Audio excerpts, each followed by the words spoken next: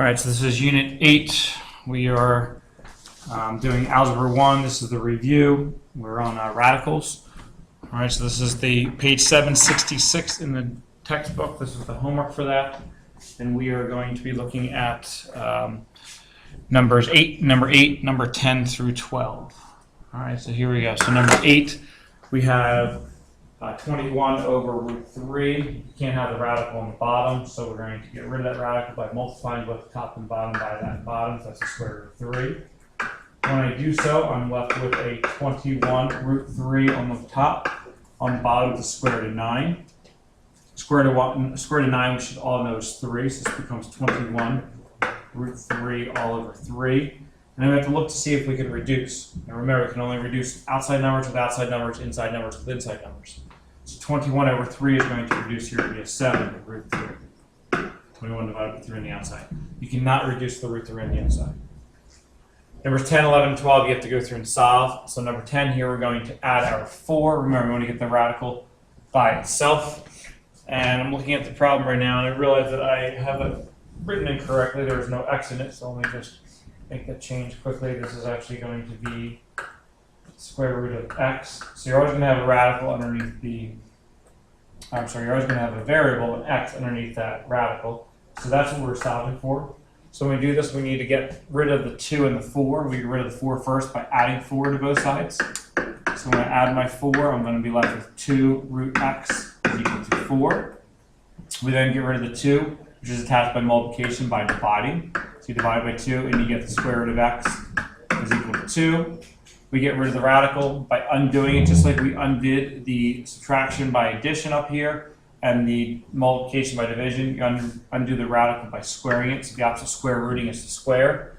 This cancels, and we're left with x is equal to 4. Now we should check that and make sure that that actually works. Take the 4, plug it back in. So square root of 4 up here is going to give me 2. 2 times 2 is 4. 4 minus 4 does give me the 0. So that does work out as an answer there. In number 11, we're going to do the same thing, but for here, there's nothing on the right side with a radical as it is, so we're going to just square both sides to get rid of the square root.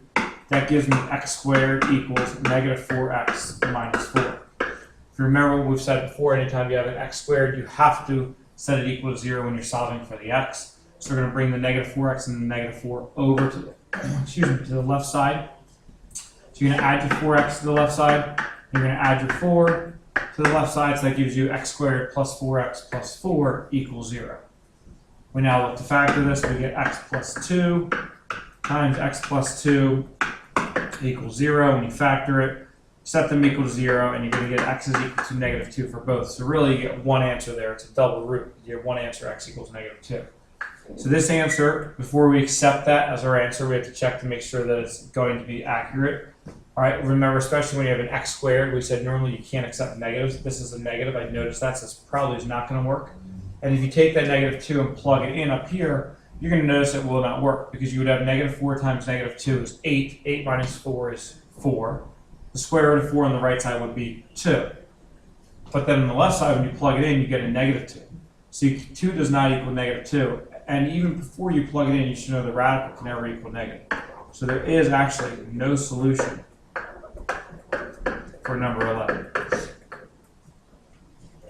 Number 12, you're going to do, just like we did number 10, subtract the 2 here. So we're going to get the square root of x minus 3 is equal to 6. Square both sides, you get x minus 3 is equal to 36. Add your 3, and you get x is equal to 39.